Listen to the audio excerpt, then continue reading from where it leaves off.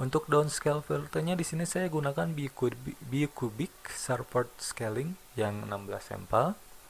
Dan untuk FPS-nya saya gunakan 30 fps teman-teman ya.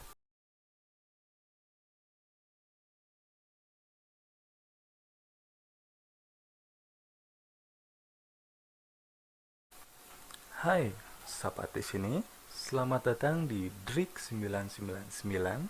Kali ini kita akan membuat tutorial cara men-setting screen OBS supaya tidak terlalu lag jika digunakan. Dan ini settingannya teman-teman untuk medium ke bawah.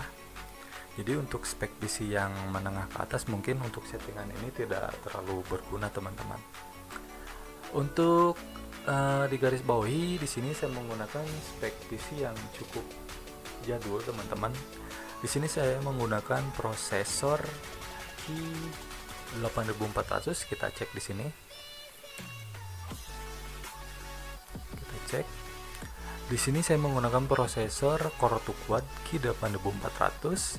Untuk RAM-nya saya menggunakan 8GB yang dual channel.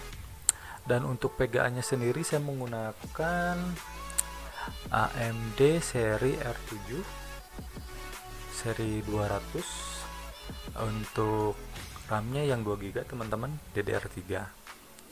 Nah, oke, itu untuk spek PC saya teman-teman. Sekarang kita masuk lagi ke OBS.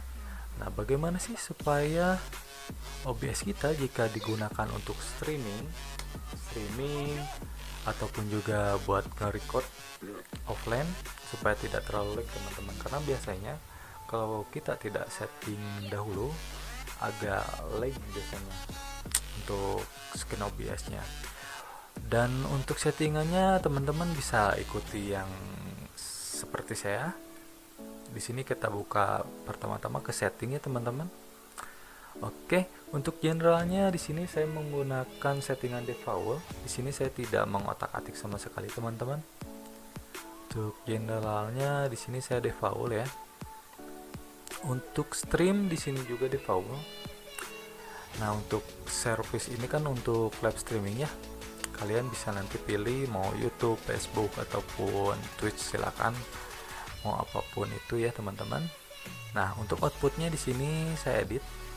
Karena di sini saya menggunakan koneksi WiFi yang kecil yang 10 Mbps. Jadi di sini saya setting video bitrate-nya itu cuma 1500 kbps teman-teman. Tapi untuk streaming untuk kualitas 720 ya, ini lumayan sih, lumayan stabil dan enggak terlalu lag teman-teman untuk settingan 1500 kbps.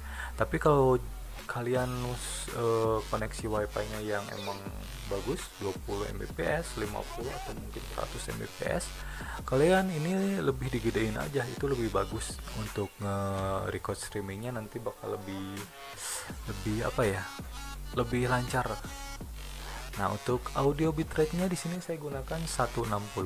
Ininya saya tidak checklist, ini saya tidak checklist, dan untuk kualitasnya ini saya same as stream ya. Untuk recordnya di sini saya menggunakan format MKV. Kenapa MKV? Saya juga nggak tahu teman-teman, kalau saya di sini setting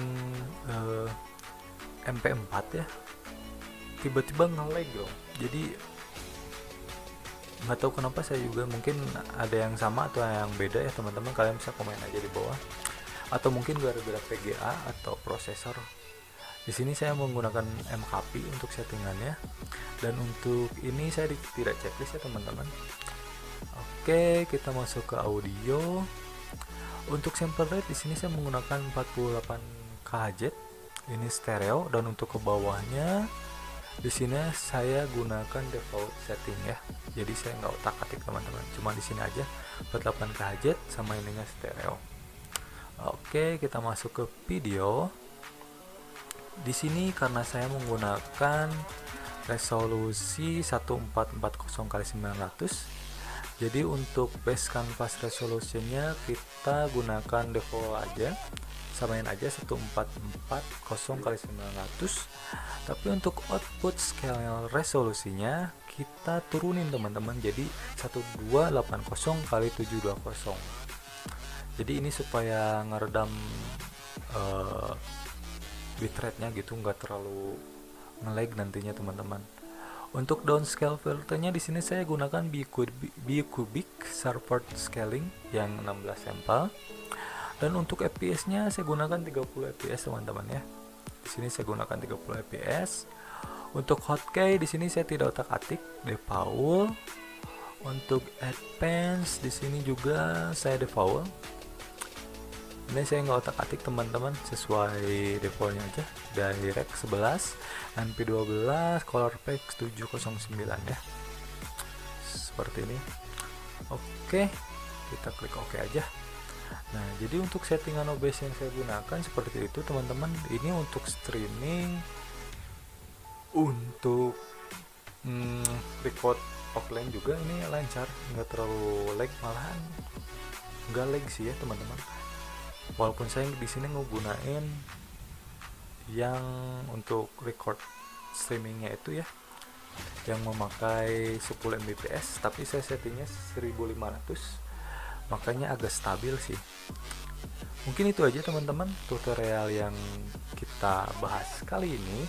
Semoga bermanfaat untuk teman-teman, dan jika masih bingung teman-teman, masih apa sih ini kok masih lag atau gimana, kalian bisa tanya aja di kolom komentar, nanti saya coba bantu.